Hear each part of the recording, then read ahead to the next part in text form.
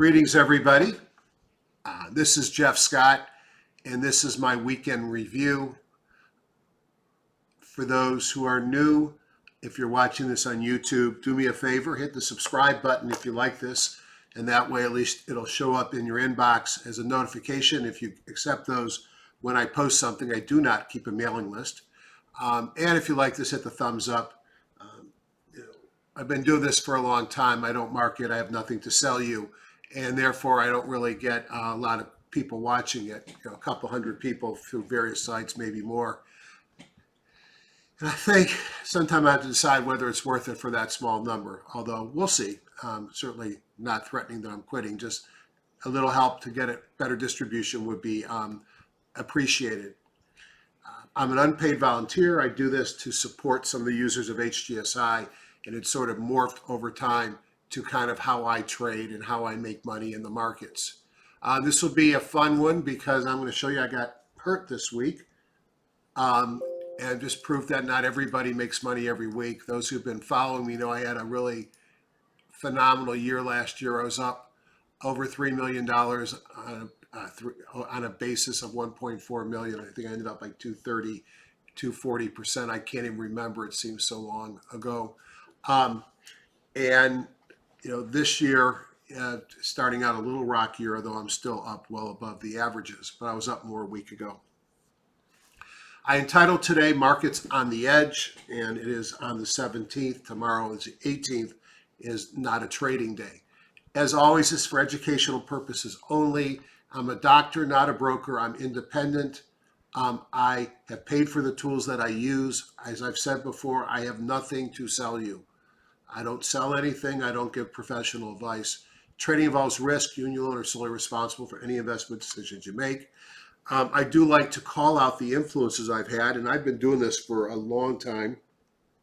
I used to do some educational webinars or seminars, and I would always call the education Be Your Own Guru.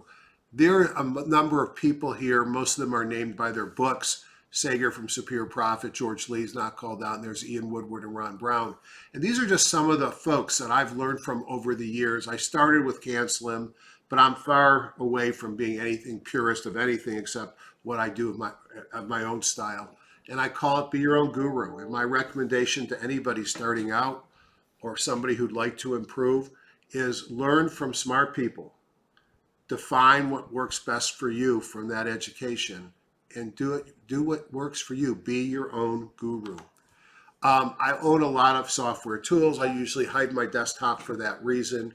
If you came during the day on Tuesday, and if I was at home and not out running around, you would see TradeStation on multiple machines as well as Thinkorswim with different screens. On TradeStation, a lot of different radar screens, and I'll show you what I mean by that today if you're new to TradeStation. On Thinkorswim, you'd be seeing some market watches and some scans going on. I use a number of indicator sets. My go-to sets are John Person's indicator set on TradeStation and some of the freebies that he has on Thinkorswim. Dr. K has some great tools. Seasonality is probably my favorite that he has. His modified Laguerre RSI also I use, and I'm playing with his new Heiken-Aschke candlestick tool as well. And then Dr. Sager's Q tools are fabulous, and I'll show you how I use those a little bit today as well. It's important you realize that nobody pays me to talk about them. And if you buy something, I don't get a penny. I don't want a penny. And anytime they offer me what's called an affiliate fee, which is typically what you would pay a third party who drives somebody to you, I tell them give it to you as a deeper discount. And I'm an unpaid volunteer, and this is just education. Here's the software for HGSI. The key points here, again, no relationship, but my account would be the stuff I have, but the free 30-day trial, that's where you can download the software for free without a credit card and use it for a month. And under investing strategies will be tens and hundreds of movies by myself, Ron Brown, and others. Here's Gil Morales, who is a user of the program as well. Now, This is one of the most important slides in the deck because you should be telling yourself or asking yourself and telling yourself, where are we in this market? Have we just come off a long base after a sell-off and we're building some energy and we're about to break out and go to new highs? Or are we have we had a big run up and we've been sort of going sideways for a while or topping patterns and now we're about to break down? Are we in that topping or uncertainty pattern and we're going to break up and go higher? We've seen that a lot over the last year. Have we begun stage 4 fear? I think this is a very legitimate question. From March 23rd until a week ago, despite the fact we've had lots of pauses along the way, we have continued to go higher and higher and higher. And that's what bull markets do. And there are still those that think we're in the early innings of a secular bull market. Very possible.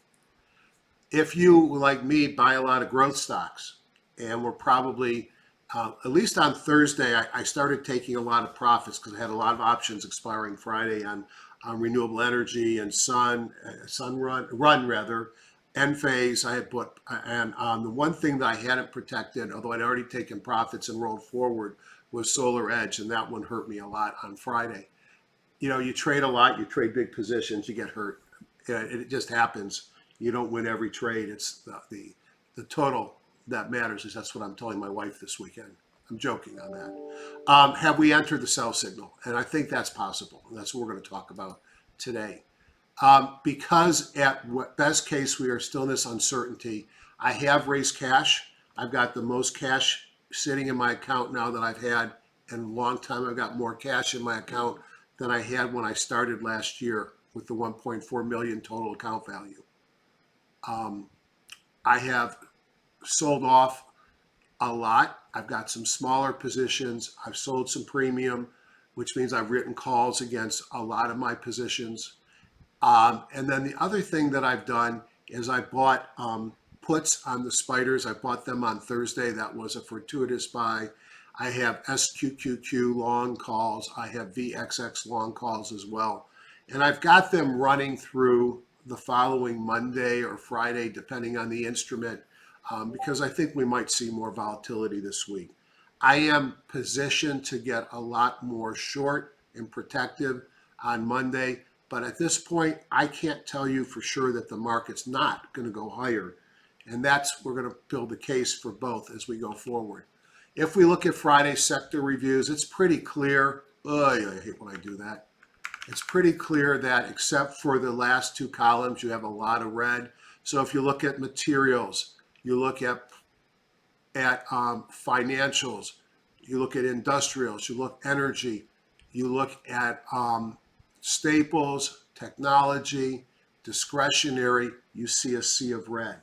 You start to look at the more defensive sectors such as utilities and real estate, you see a lot of green. And healthcare, which to me is always somewhat defensive, is sort of a little bit more green than red as well.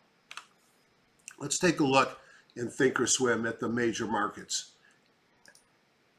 Again, I do think we could be in the setting of a change in character. And I think, even though I'm not saying that the market is definitely rolling over here, I think one must recognize that what was going on a month ago may not be going on today. Now, this happens to be a 3-year weekly, so let me get out of this. I want to change this view to daily. And one of the points I'm going to make is when you look out further at the weekly charts, things may not be as ugly as they are on the daily charts. And I use the futures here so I capture all the action before and post. So these are the dailies. So first thing is, here's a trend line that had been resistance. And we have been sort of oscillating above and below this trend line, which obviously I wrote a couple of weeks ago, over the last 10, 15 days. And we've broken down below that trend line. If you look at where we've been stuck between two different Fibonacci retracements. As you can see, This one here, get it to light up. It's a 23.6, and here's a 38% retracement. So we've been stuck in this range zone, and one could probably argue we still are in this range. But you look at the action, we had a number of days of going sideways. The last high was on Friday a week ago. We had a John Person sell signal come in. This is the E-mini or S&P futures. If I go on to the NASDAQ futures, a very similar story. A high back here, 1, 2, 3, 4, 5, a week ago on Friday. And we've traded down since. Now, if you look at the dates here, so the last high would have been January, I guess, 8th. Now, are we topping here? Certainly looks like the rate of ascent has changed. We had a new sell signal. But on both the S&P and the NASDAQ, no one's saying we're not just going to have a small correction. We've only pulled into this 17-day simple. Here's a 50-day simple moving average. So all you can say right now is you've paused in an uptrend, and we're in the midst of an early or a small correction. Don't know it's early or not, frankly. So it makes sense to think that the 17-day in green would be the first target, and that was taken out, and perhaps the 50 in yellow would be the next target if we are pulling back. On the Dow futures, similar story. About a week ago, a new sell signal, pull back to the 17. A pullback to the 17 is not a bad thing by any means. It doesn't mean the market is over. It doesn't mean my life has changed. It just means we had a couple of tougher days. I'm probably more concerned about our failure to break out above that high here and went sideways before we rolled over. The VIX, which interestingly was living much, here's a Russell, I'm sorry. Russell, its high was on Thursday. And look at the ascent here on the Russell. Russell's had very little damage. It's leading on the year, by the way, compared to the other indexes. I think it's up a little bit less than, is it 7%, something like that, year to date. But the Russell's been extremely strong, but kind of looks like a bearish engulfing day at a red candle high at the high here. So it'll be interesting to see if that's telling us that the markets needs to take a breather. The VIX, which had been living here in the 14 range, is now living in the 20 range. Actually had a buy signal come in on Friday and broke above the 50. It's had a lot of challenges getting above the 200, so remains to be seen if the VIX is going to go anywhere. And then the dollar, which I've been talking about bouncing over the last couple of weeks, clearly is in bounce mode, has not gotten back above the 50, and it's failed at this level before. So the strengthening dollar has impact on metals and sometimes is bad for small stocks. I don't think it's any surprise that as the dollar has weakened since September, the small stocks have been on fire. A lot of energy plays are in those small stocks, and they have been on fire. If I flip now to the weeklies, which is where it was when I started,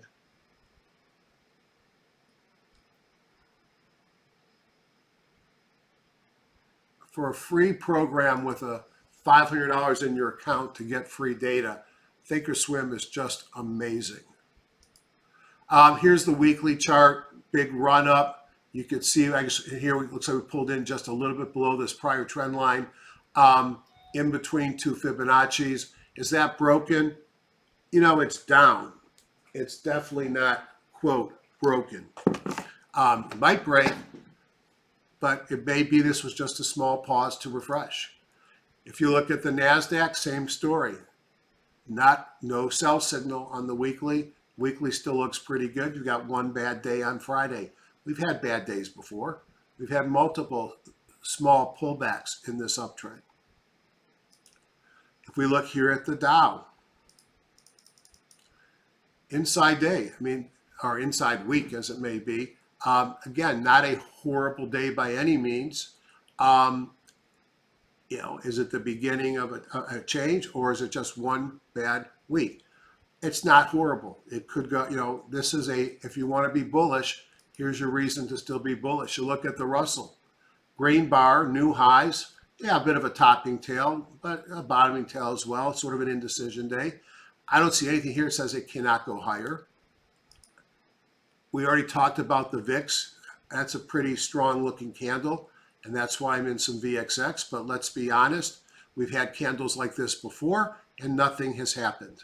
So no guarantee the VIX is going to top out, and the dollar 2 strong weeks in a row. Maybe that was it. We will see. All right, let me change this back to the daily so I don't forget. For those who don't know Thinkorswim well, but have it, Don Kaufman of Theo Trade, and it's on YouTube, has a number of great videos of how to use it. As always, I do the same analysis daily, so why wouldn't I do the same analysis weekly for you? I look at the 10-year and 30-year Treasury bonds, both shooting straight up from the bottom. This week was a sideways, very little change, so they paused on a march higher. Higher rates will have impact. We're not high enough for it to hurt the market, but they've marched higher. Large caps in white, large caps on the right, small caps on small medium on the left. Notice that the AD line in white on the Russell is still off to new highs, yet on the Russell 1000 it's turned down. The index on the small caps continues to new highs. On the big caps, it's turned down. So do we have a divergence here between small and large caps? Is this just a one-day wonder and the market's going to pull up? I don't know. But that's, one, little nick against the case of the bulls. Here's the NYSE AD line still up at all-time highs.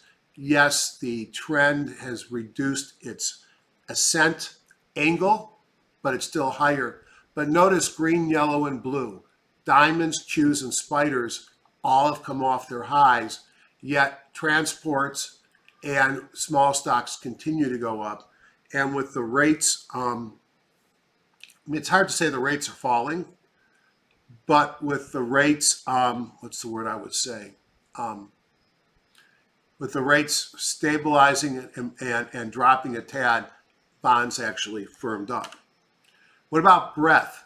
Here you see in yellow that the S&P turned down, both charts. And on the left in white are the number of stocks above the 200-day, which really didn't change. But the number of stocks above the 40-day did drop. And you'd expect that that one should drop first. The 200-day would be a lot slower movement. Is this the beginning of a correction? We're still at fairly extreme levels on both of them. The 12-week new high, new low, or 3-month new high, new low, T2121 on Warden, you could see that not only did the index turn down, but as I talk about, when I get up to this level here on new high, new lows, almost always the market gives you somewhat of a pause. So this tells me we could have more to fall. The daily McClellan, I looked at this, I'm looking for extreme readings. Well, it's interesting. I hate when I hit that button. The oscillator peaked at the same place it's peaked multiple times over the last several months. Does that mean it's going to come down here? That's certainly one interpretation. The summation index, I'd love to see a zero line reject here, but it looks like we're knifing through the zero line. Not much in the way of divergence that we haven't talked about. You get higher highs here, but we pull back off of that. On the weekly, yeah, I mean, look at this, how high we got here, and we never got close to prior highs on the oscillator or the summation index. And we're trying to get a zero line reject here, which would be bullish. Don't see that yet. Buckets. Again, looking at extension of the market. Imagine I put every stock in the S&P 1500 up for you on one screen. I put the Bollinger Bands on every one of them, and including the Bollinger Bands as a midline. In a bullish market, you'll have most of the stocks staying above the midline. And so what do we see here? 76% of the stocks are above the midline of their Bollinger Bands. Bullish, not excessive. This came down this week. And the number of stocks sitting above their Bollinger Bands, I think last week it may have been 25%, has come in quite a bit, which said we've eased off some of that extension. Hindenburg omens. There's not been a major correction in probably 7 decades by now, which was not preceded first by a constellation of findings known as the Hindenburg omen. I plot these in HGSI and I scan for them in EdgeRater. You don't see Hindenburg omens until you're at new highs. So we're finally getting to new highs. We don't see one. Now, why haven't you heard of this outside of a few areas if it's such a big idea? Well, the problem is that only about 25% of them demonstrate a big correction. Most of them, you'll find little pullbacks, but would you really change anything if you knew you had a 1 or 2% pullback coming? Heck, you got to go to sleep every night expecting a 1 or 2% pullback. So I follow them because when I see them, they often are telling me to be careful that something big could be lurking. Market tone, I look at the center here, which is the Woody indicator.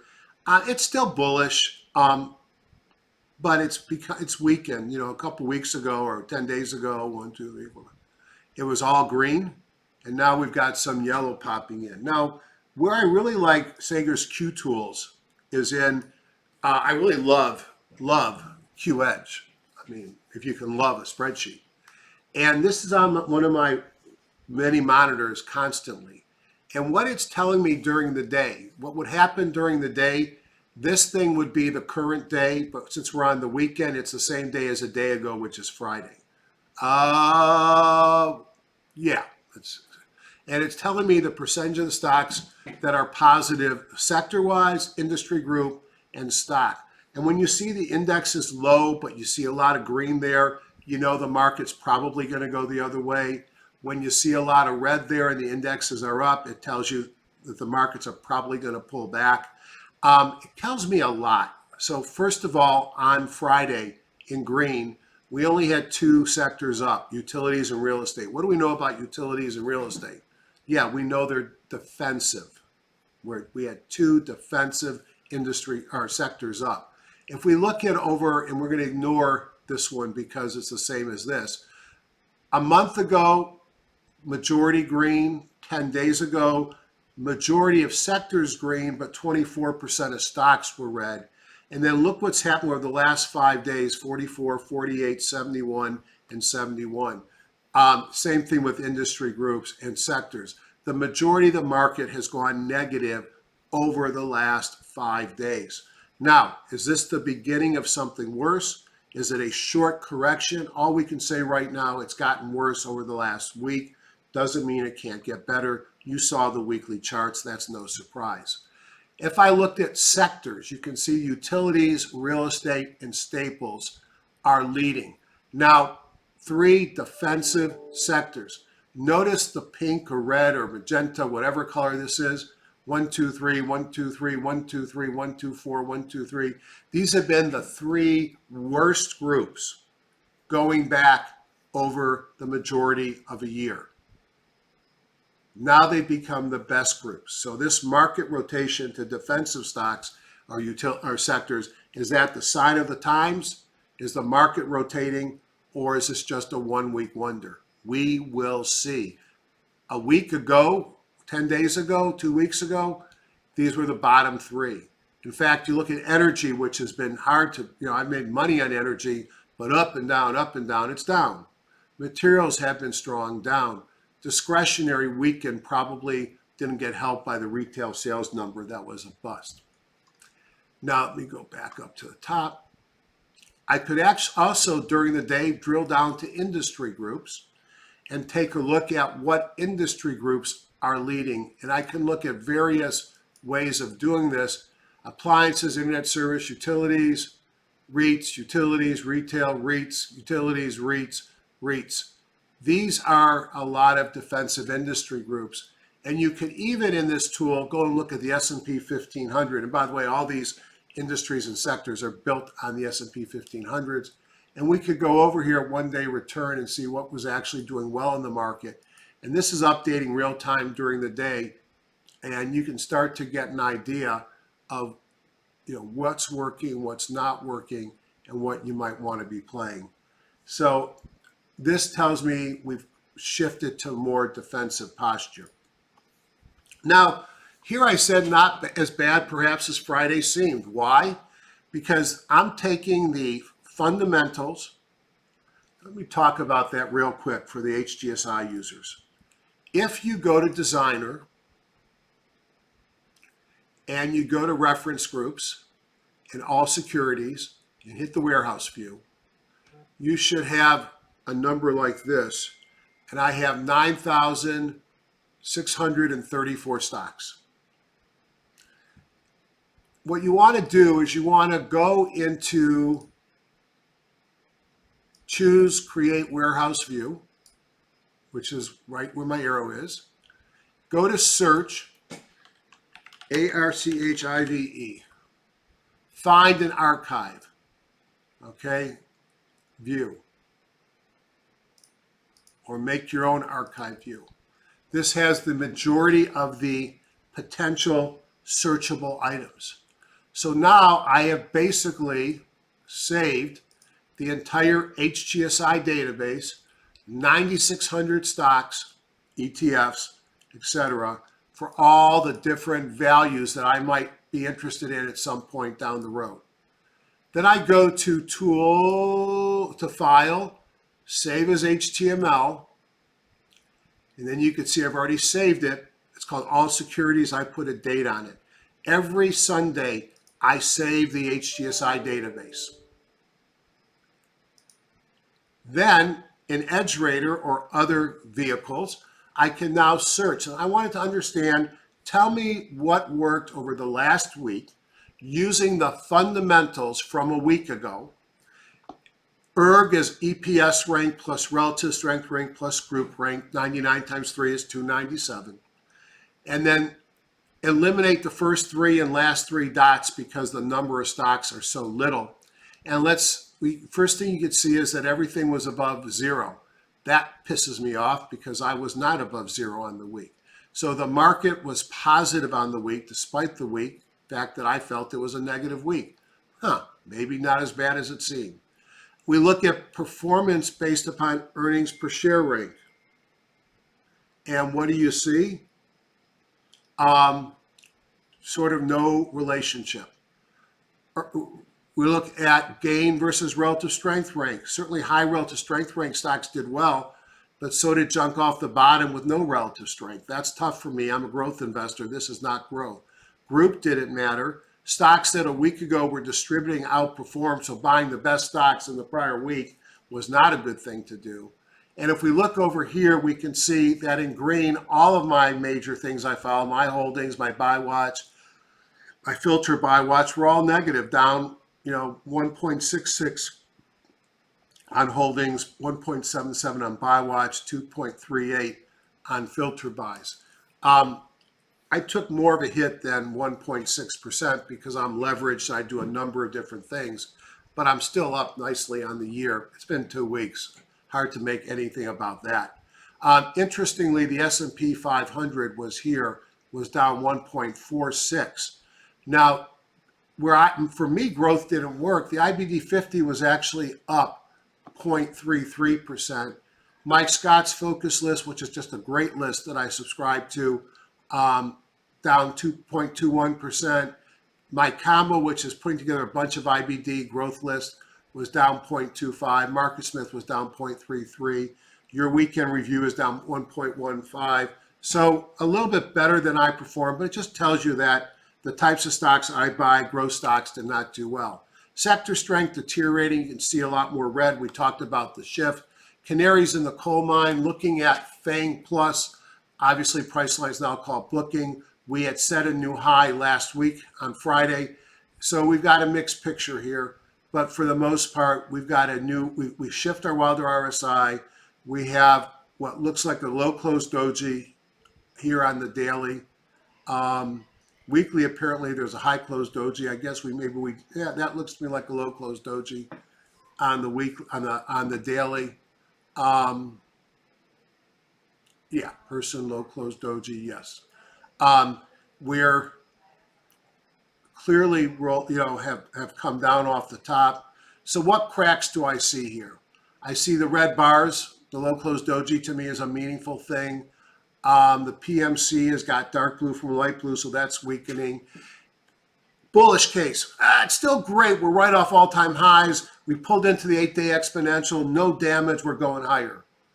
That's the bullish case. Bearish case, we had a long run. It looks like we're rolling over, and I got to take out the top of that doji bar before I'm going to get back in on these. So I think we're just off the highs, but potentially there's some danger emerging. News this week, nothing because of MLK Day on Monday. Tuesday, no news. The inauguration on Wednesday, I remember the Obama inauguration and sitting in a hotel in Pittsburgh when we could actually still travel, and every 2 sentences, the Dow would drop another 100 points. If you had told me on that date how strong the market would be, because remember, that was 2009. We bottomed in March.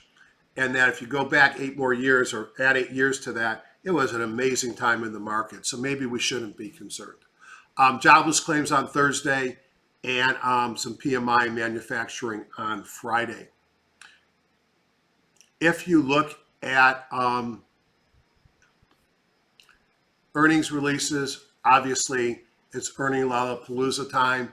Logitech on Monday, but really Tuesday you got more banks: Bank of America, Goldman, Schwab, Comerica.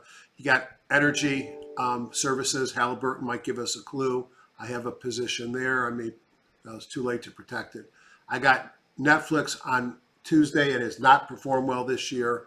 I've got a very teeny-weeny, low risk position on there. I want to participate, but I'm not really expecting much.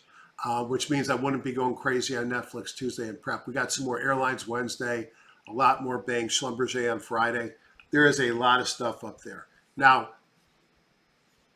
if you look at the banks that reported on Friday, they had blowout numbers. They reduced their cash reserves, which also is a positive, and they sold off pretty hard, even the banks that didn't report. So I'm a little bit nervous for earnings season.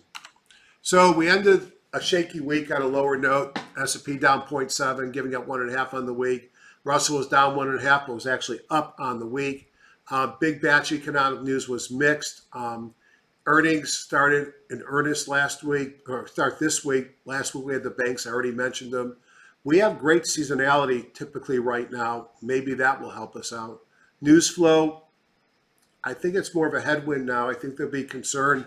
You saw what happened with the Biden plan that was released. You would have thought it was great for solar and green, and they sold off on Friday.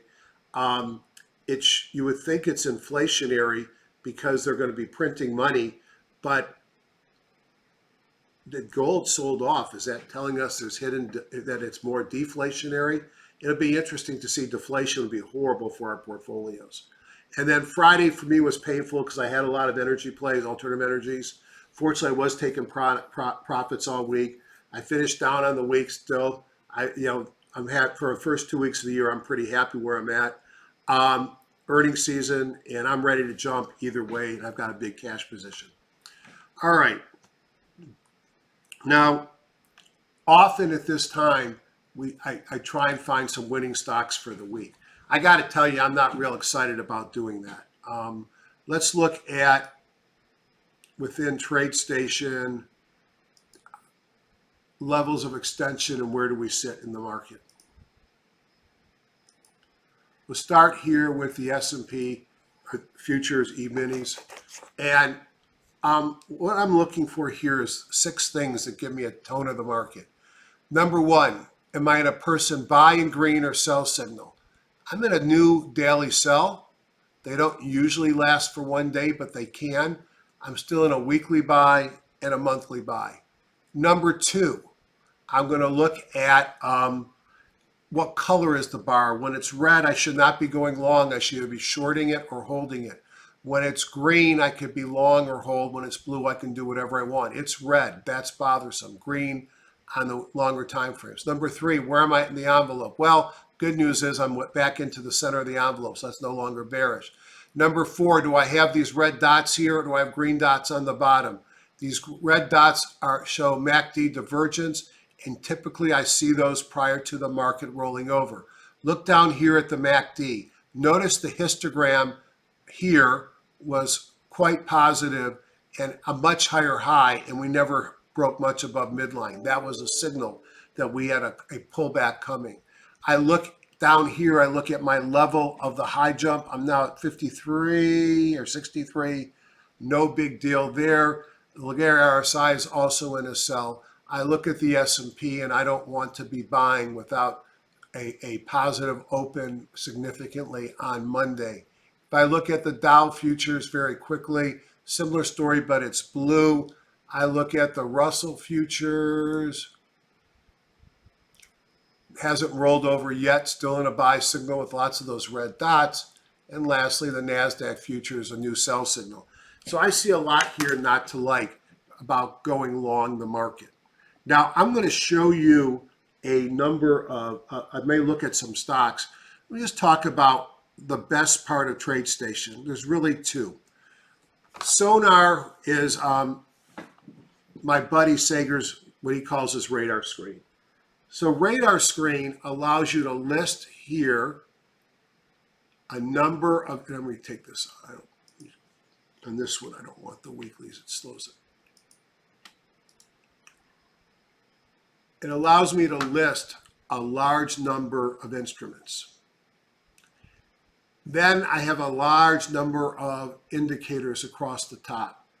It allows me to see new stocks taken off, for example. An hour into the open on Monday, I'll tell you if there's any Bible gap ups. I'll know right away, because it's the first 30 minutes, I believe, on the gap, what stocks gapped up. I'll know right away how many of them meet or when a stock meets the volume profile. And this screen here tells me they're above their 50. So I use this constantly. Now, the beauty of this is I've got listed here probably 600, get my glasses on, 604 instruments.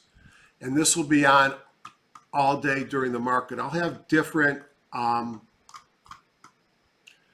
watch list up on different computers. The other thing I really like about TradeStation is the scanner, where I can build my own scans. And I may come back to this.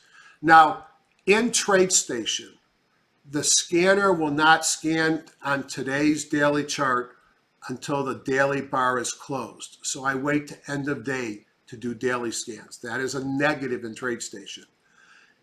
In TradeStation, the radar screen fires as if the bar closed on the last tick. So it gives me today's signal. The scanner doesn't give me today's signal on a daily chart until tomorrow. In Thinkorswim, MarketWatch is the corresponding tool to radar screen. I can get about maybe 60, 70, maybe 120 on a good day of stocks in here with less indicators before I start getting error messages that I've exceeded the limit. MarketWatch, like radar screen, will give me signals based upon right now in the market. The problem with that for both of them is sometimes the signals go away before the end of the day. That's just the nature of the beast. The scanner in Thinkorswim here, show a couple things what I do with that. I can scan for buy and sell signals, and unlike the scanner in TradeStation, it's going to scan for what's happening in the market right now. And so it gives me, it treats the current bar as if the current bar is closed. The scanner and TradeStation have to wait to end of day. And like radar screen and MarketWatch, I can build in a lot of my different signals here. So I'm scanning during the day. All right. HGSI, if you have HGSI or you invest in HGSI, HGSI is an end-of-day program, okay? By being an end-of-day program, that means it has daily, weekly, and monthly.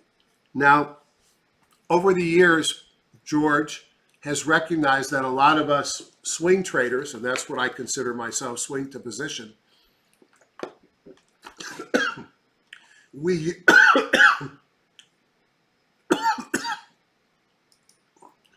sorry about the cough.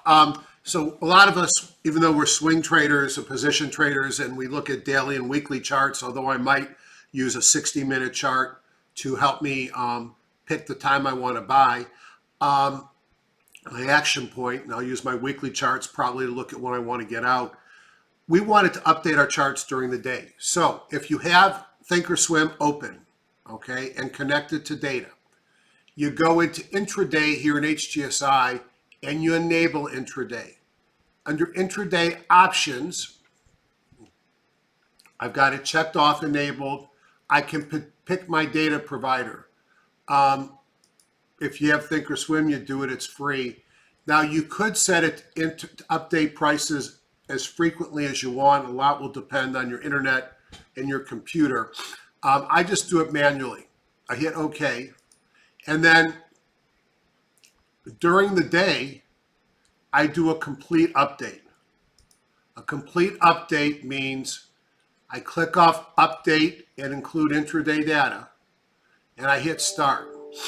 Now, I don't want to do that now. I just updated it, so there's probably nothing to update. Good. If I had done it with that clicked off, it would have pulled in the intraday data from yesterday. That does not give me a 60-minute chart or a 15-minute chart. But when I do that update, certain things are going to happen. The first thing that's going to happen is I wonder where that icon was. Oh, look at all those icons I didn't know I had. Oh, I'll come get them later. The first thing that's going to happen when I do that is all the prices are going to update in my charts. And when I do my scans in HGSI, I'll be using today's data, even though it hasn't closed yet. That's good. But the real power of HGSI, or one of the real powers. And by the way, why am I talking so much? Because I know that if I give you a list of stocks to go look at, you're going to buy them, and I don't want to be responsible if the market rolls over. I'll look at a couple. In HGSI, there's a couple places you should be looking at. HGSI custom groups and the smart groups. Now, under file, manage group subscriptions, you have to pick which smart groups you want. I pick the ones that I want. So if you don't see these here, you have to go into file, manage, and set them up. Under smart groups, you will see some names, including myself. One of my favorite things to look at is things that have big volume during the day. Now you notice that there's a date here, today's date. Not a time, which would be nice if there was a time, but if I do this on Tuesday, which will be the 19th, if I do it at 11 o'clock, it's going to say the 19th, and it's going to tell me which stocks met my criteria. Now, this is a simple criteria, looking 3 times big volume, and stocks have to be in an uptrend. So I know that if I was to look at any of these stocks, and I don't really, this is a crazy one. I know that these stocks are up on big volume today. And so when we look at the volume on this stock today, look at the volume bar. Average volume here is 13 million. And on Friday, it was 184 million. Why? Because people are speculating that they are going to combine with Lucid Motors and be the next EV play. They could be, and that may or may not be very meaningful for stock prices. All right. So I have some of my favorite scans there. Ian Woodward and Ron Brown, Ian may rest in peace, have a number of scans, the best of Woodward and Brown. ERG 240, strong EPS growth. So you're going to find the best stocks in the market in these bullish scans. Up here, and my buddy Kathy around the corner found this and fishes from this one a lot. And these are the top 50. And what's basically happening here is they are finding the stocks that are most representative and are in the most of these bullish groups, and they're giving you a list of them. So you can be pretty sure that these are some of the best stocks in the market. The beauty here, you do an update at 1 o'clock in the afternoon, 1:42, 3:15, 9:45, and you are going to have the stocks that are meeting those criteria right then and now. Now, it may be, one of my, he's a very lucky guy, his name is Chris. And he's lucky because not only did he marry a very intelligent and beautiful young woman that I've known since she's been a little girl, she got to marry into a great family. He got to marry into a great family. And they worked together, they're money managers. And one day he sent me a filter. His name is Chris. And somewhere in here, you're going to see Chris Combo, Chris Tuck. And this is a great list, it turns out. And I use this list all the time. I believe his last name is Hamilton. Another guy, user, sent me a scan that they have. And they found these to be really good scans. All right, that's cool. Now, what does that have to do with anything I'm telling you? I can create any scan, and guess what I can do with them? I can make them a smart group. So I have, every time I do an update, I update some of my favorite scans. Here's Chris Tuck's scan. Here is Tom's stocks. Here are Ian Point score. So now I've created, and these are a bunch of Ron Brown scans as well, scans that run automatically when I update. So those things are sitting there for me. It's amazing.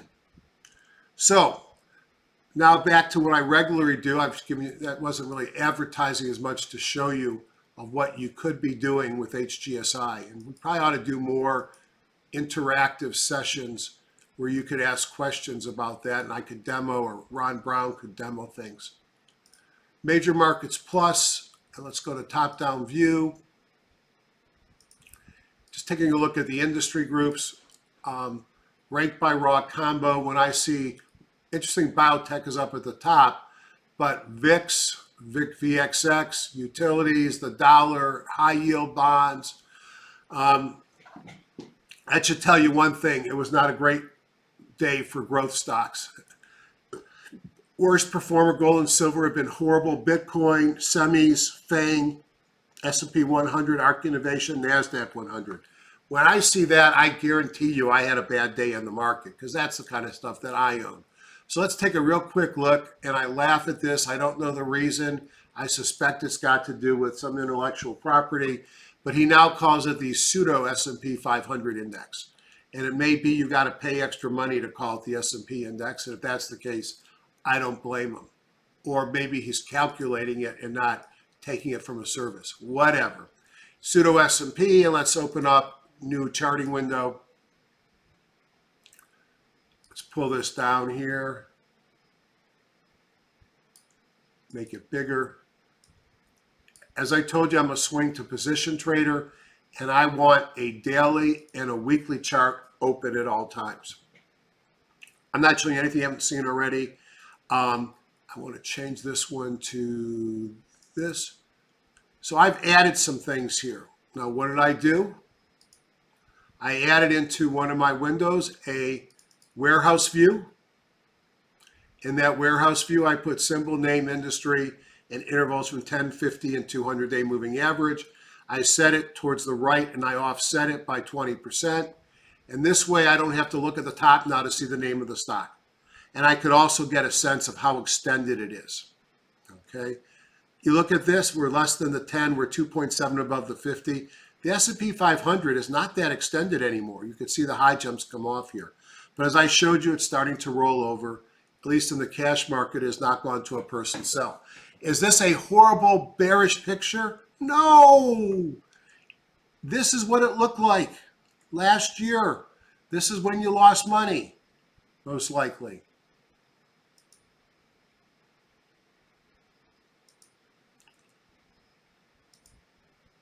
That's the first day. Looks like a lot of the days to the left. Just a warning. What is tomorrow going to look like? Is Tuesday going to be one of these? Well, if that's the case, and it kind of did that on the futures already, I'm a little nervous. Here it's too late. So rather than wait for that date, I lightened up here. And if I have to, I'll come back in because I didn't want to give up all my gains. I don't want to start the year with a loss and then have to fight out of a hole. So are we dead yet? No. But At least there's a little bit more risk than we felt a week ago. Russell 2000, a doji could still go higher. It's an indecision day. Look, it's much more extended up at the high jump level. I'm more concerned with the Russell being extended here, but it's still in an uptrend. If I find the Dow Jones Industrials, got a new sell signal. Doesn't that look like the first day when the market dropped? Yeah, but it looked like that here, and it looked like that here, and it looked like that here, and it looked like that here, and it looked like that here, and the market didn't roll over. Just be aware. Be aware. And then the NASDAQ,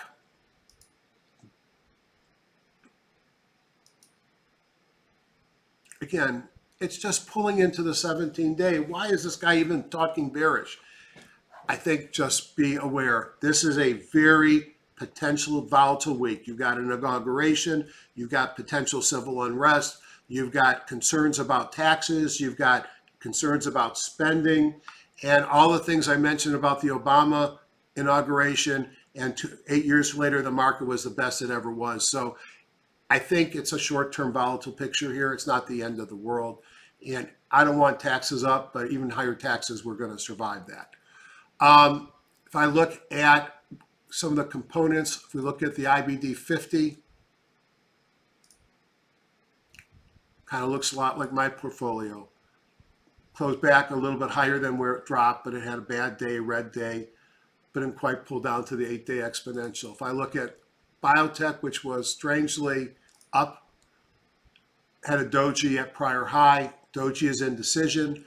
It usually goes in the direction it opens tomorrow, or in this case, Tuesday. Semiconductors, all right, started to, came down some. Again, it's still in a major uptrend. It's one day off its highs. Just, it's something to be alert to. If I drop down, I look at the dollar. This has not helped us, and I sort of signal what the rising dollar could be problematic to stocks. It's still very low. Will it break above the 50? Will it fail like it's done in the past several times? We will see what the dollar does. That might give us an idea of what the market's going to do. The VXX, which is what I'm playing a little bit, doesn't look like it's done anything. It was green bar on the week, as you could see here. And if you're a gold bug, we got inflation coming. We're printing dollars. Gold's got to go higher. But what does this mean? Tell me, somebody thinks we got deflation coming. Gold doesn't look real attractive today. It might tomorrow. Silver, a little bit better, but still got to break above that 50. And then gold miners, do you want to be buying this? Looks more like a short than a buy. But to me, it's too news-driven and dollar-driven. And I have a hard time going short gold. Maybe it's the right thing to do by buying J-Dust or Dust, some of the ETFs.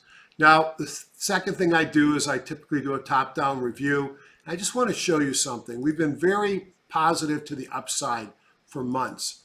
Here I've got 35 stock industry groups with momentum to the upside, and I've got 52 to the downside.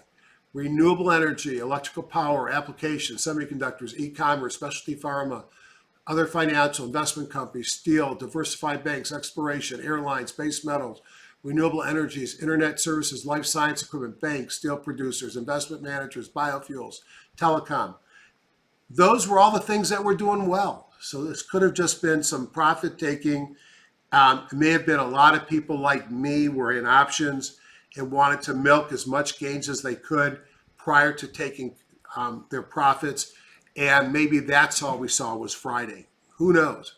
But all I can tell you is a lot of the groups we've been playing were to the downside. For example, Plug Power.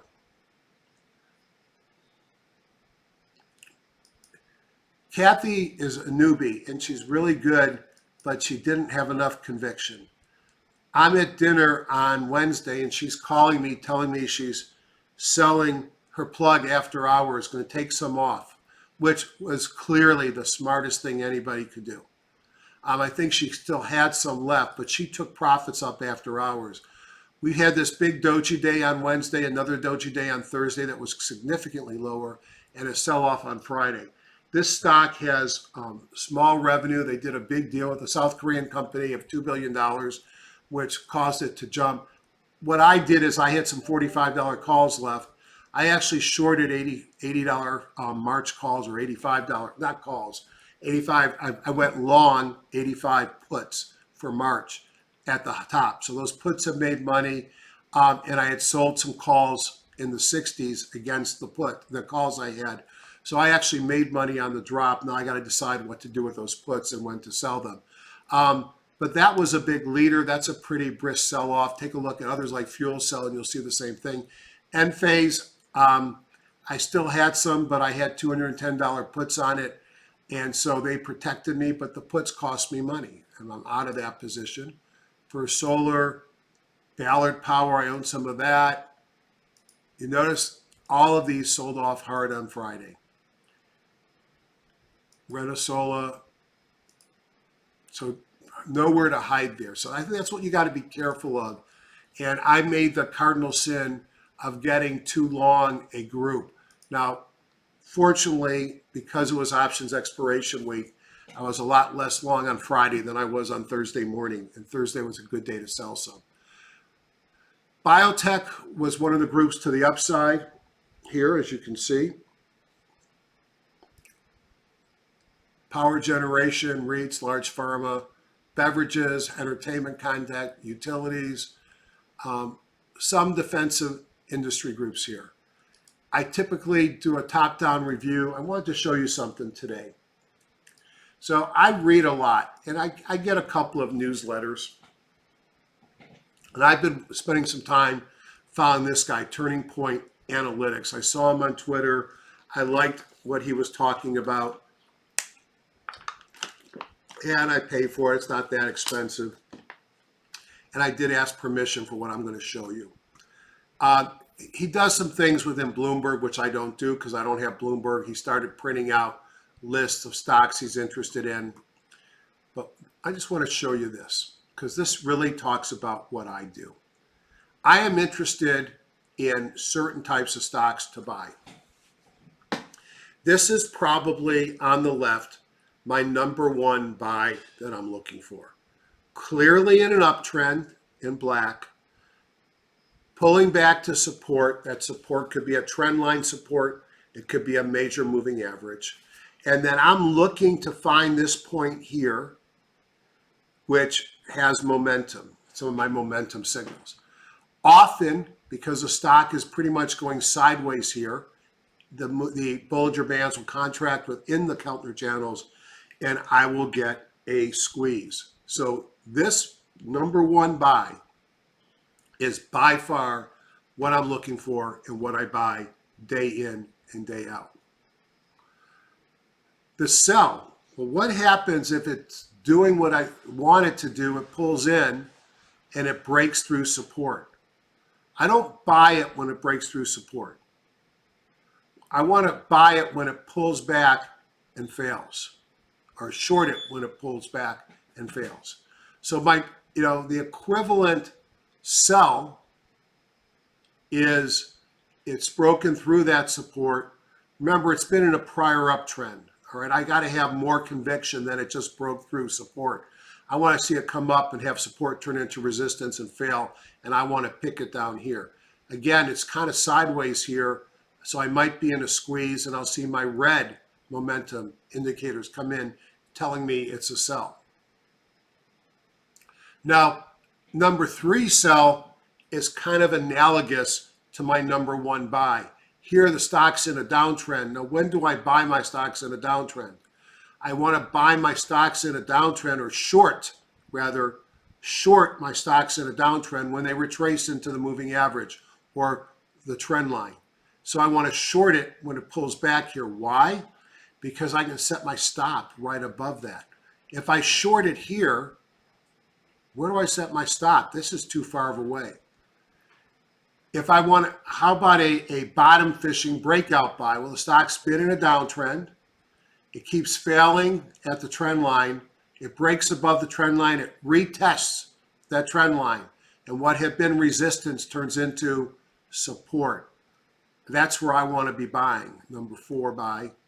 And then you have the Darvas box. And there's really, in my mind, four plays here. Play number one is when you've got a stock going sideways, well-defined upper and lower support and resistance, you short it at resistance and you buy it at support. So there's a 7 and 8 here, which would be a breakdown below resistance, which really is just this on a more sideways. And then you have a potential buy if you break out of this range, which really is just this. And if I was to do a breakout buy from a Darvas box, I would expect, totally expect, let's see if I can do this.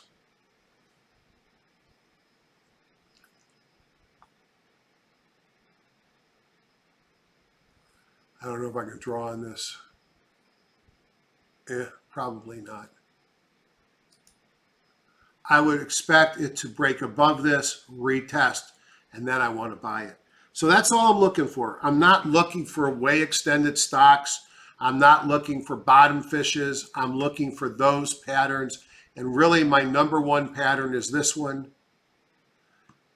and this one, number 4. So when I go through my top-down review, and I'm just going to do it for a little bit today, I'm going to right-click on biotech, then left-click change industry group, and the leading stocks come to the top. All right, what do I see here? I see a stock that's 54% above the 10-day moving average. Do you really want to buy something that's this extended? Excuse my French, hell no, let's go. So here's one that we talked about last week, and I know Kathy bought it. Well, I bought it too. I bought $7 calls and sold $7 puts against it, and we broke out on Friday.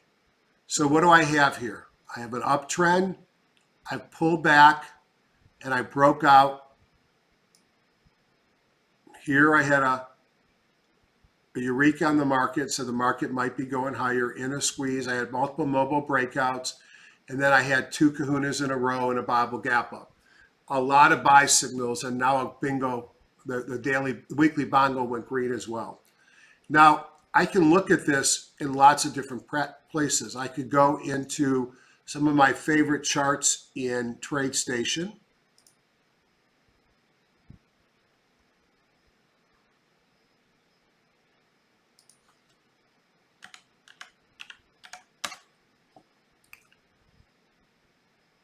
Here were trend line support on the weekly. This was from last week, a new weekly buy signal. It was in a weekly Laguerre RSI. It was breaking above resistance lines here with a daily Laguerre RSI was positive. It was in a squeeze and it wasn't at the excess and the high jump. If I look at some of Sagar stuff, it was a go with flow buy. You had a buy off of trend line support here. That's a John Person buy. You could have bought it on Friday the prior week, 1, 2, 3, 4, 5, and this is probably where I started finding it. That was a go with flow buy. So I can use multiple programs to find the same signal. Moderna, maybe it's taken off here. I continue to be concerned about Moderna, $51 billion in market cap. If you go and you somewhere around here, I shorted Moderna. I talked about it in one of my webinars, and I said it's got a market cap much more than Alexion was just bought out. This is nutso, and it's come down significantly from then. I probably would rather be long now than shorted, although it's still too expensive. And I go through the list. Yield 10. Is this that downtrend? And now it's breaking out? Maybe. It's really, I'd have to do some research. When I see these 3 kahunas in a row here, I'm interested. It's a preclinical biotech. It's under accumulation. I don't know anything about it. Amgen doesn't have one of my patterns. CGen, you know, you could clearly, and I probably would if I was thinking about this, sort of draw a trend line here. and we're breaking out above my trend line. Now, I wish I would have done that in black, so let's redo it.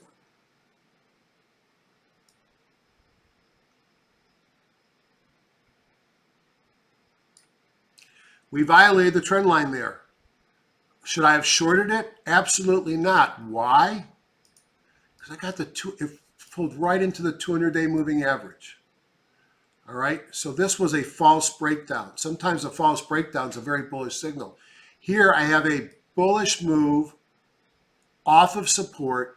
I've got a Mobo breakout, John Person buy, pocket pivot, and a kahuna, and similar level on the lows and rising PMC. I like CGen here. Now, just for grins, if I go into TradeStation, here it's a little bit less exciting. And the reason why it's a little bit less exciting is that I'm coming right into a trend line resistance. So I would be aware of that, but that wouldn't necessarily keep me from buying it. This I like a lot. If I go and I look at it over here, again, the same trend line resistance would be the one concern. Buy here on the LRSI, the Laguerre RSI, and a buy there. So I might consider CGen that resistance, which is right here. So if I had spent enough time actually looking at it instead of just talking about it, I should have seen this was overhead, and that might be the reason not to buy it. Then again, that's still a 12-point move, 14-point move. I've got nothing against it and being prepared to sell it at that trend line. And I go through Gilead, no, Accordia, I'm looking for my patterns. Yeah, I had potentially the pattern here, but it's gone from 7.5 to 14. Maybe it goes to 1,000, but it'll go without me. Looking for my patterns, and I just go through a lot of charts. Now, Z-Lab, man, I missed this puppy. This was a great buying opportunity. Can't buy everything. I wouldn't buy it up here. It's extended, but this is what I should have found, and I didn't find it, or I should have found it somewhere in here, and I missed it. There's 9,000 stocks here. Curious. This was one like that, one that was dead flatline for a long time that just changed on news at ASH. I haven't chased it. That was probably a mistake. I've been watching that. Allogene, I know Kathy's in it, and I got her in it, and it did well for a while, but it, you know, the reason why I got her in it doesn't count anymore. Here's the problem, Kathy.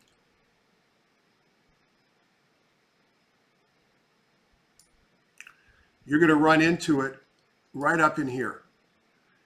And if it breaks above that, I'll be buying it with you. I think the risk is too high that it breaks down and goes lower. So I know it's been an hour already, and I don't want to go any further. I'm tired, so let me just cut to the chase. That's what I do. I look for those same patterns every day. I build a watch list, and the watch list is, I'll put it up for you right now. I always do that.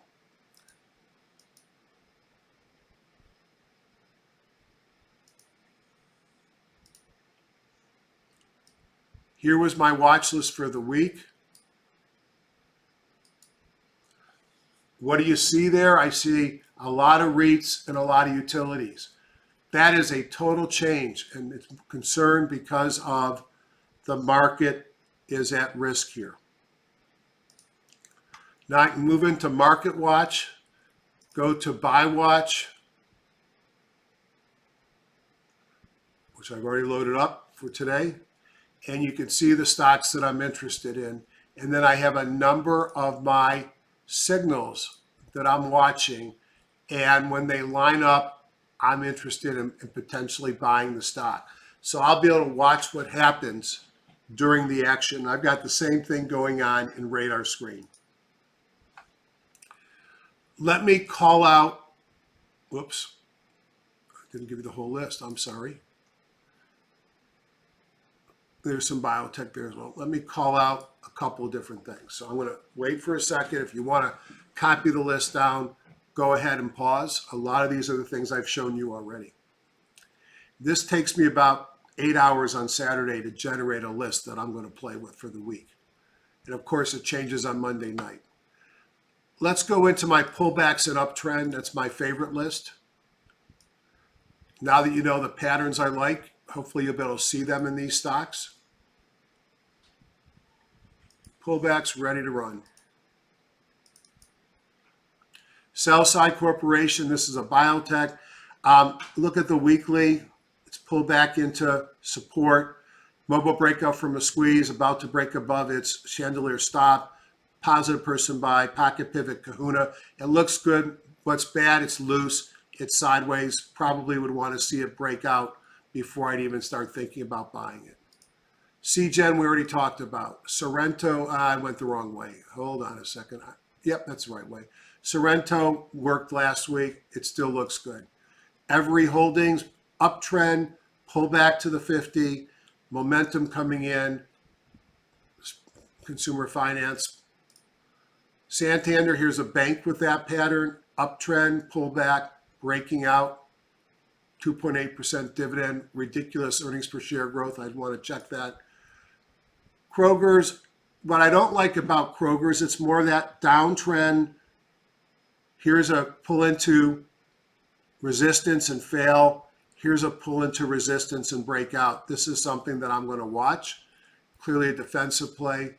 Community Health Systems, a sort of a flag, back to the 50 and now breaking out.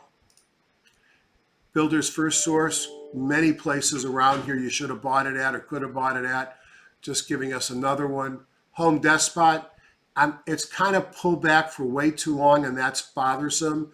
But then I look at this. I look at less negative on the relative strength. So that's a positive. All this momentum came in on Friday, and it broke above the 50. I think Home Depot or Home Depot looks good here. Veritiv Holdings, broken record. That looks like my typical buy. Select Quotes too early, but it's pulled back into resistance and taking off. Lots of momentum, not the perfect one. Detroit Energy, DTE Energy, Detroit Edison, 3.3% dividend. That's the only reason why it's here. PMS, Person Market Catcher is getting some positive divergence, a couple of kahunas. It's only up because utilities, same with Duke Energy, same with Exelon. Now this one interestingly broke out with momentum signals, 3.5%. PSEG, another one breaking out, lots of momentum coming in, 3.3% dividend. Arbor Realty Trust, what a beautiful uptrend, sideways move, ready to break out, 8.6% dividend. CBRE Group, pull back to support. Kahuna, mobile breakout from a squeeze. Is that not what I typically buy? Invitation Homes, again, looks very compelling here with two kahunas in a row, a pocket pivot, person buy signal, mobile breakout from a squeeze. But it's been going sideways forever. There's no positive energy. Let it take out its chandelier stop before you chase. 2% dividend. American Homes for Rent, same story as I just said. CubeSmart, Storage REIT, good earnings per share growth, 3.9% dividend.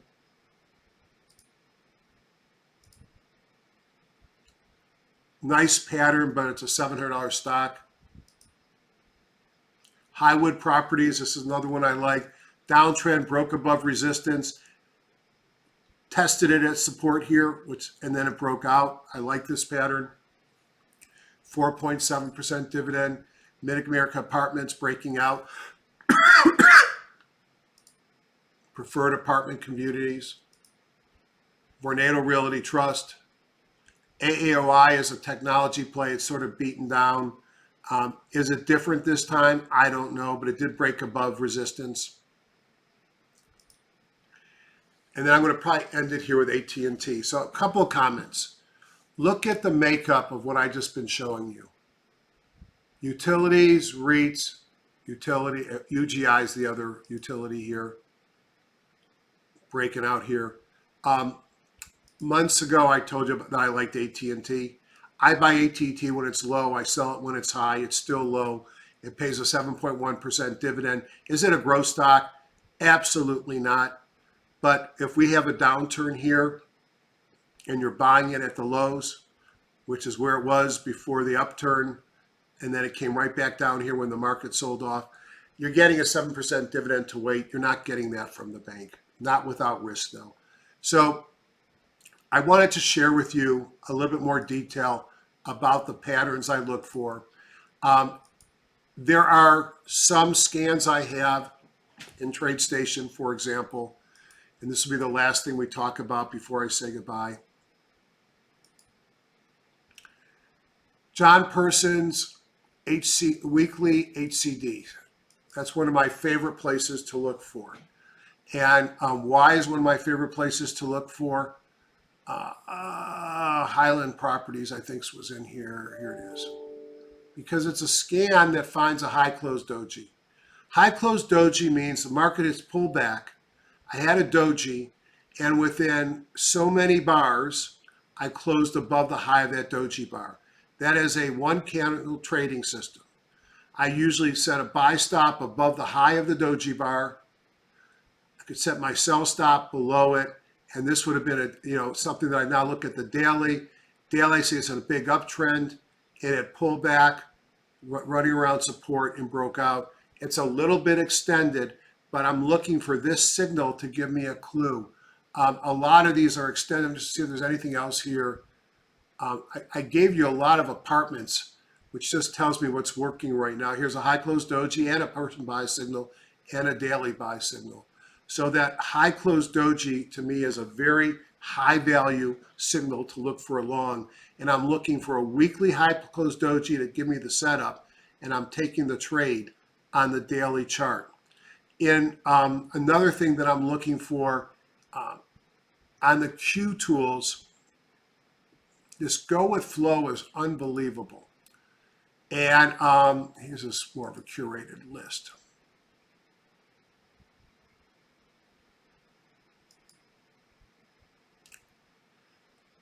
You'll find a lot of great stocks in this list.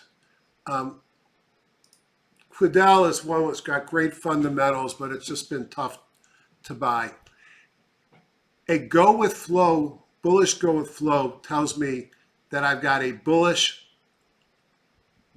weekly, and I just turned bullish on my daily. Now, this isn't a great trade, but because you got resistance right above it. But it's been a place, a source of finding good stocks for me over the years. Here's CGen, new bullish candle on the weekly.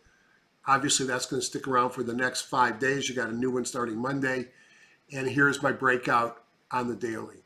So I try and integrate a lot of different tools. I'm probably a little bit crazy compared to most traders. But what matters is it makes me money. And as I mentioned in the beginning, I was up well over 200% last year on a large portfolio. I wish you a good trading week. God bless America, and let's hope we get through this inauguration without any unnecessary violence. And let's move this world forward. Take care, everybody, and goodbye.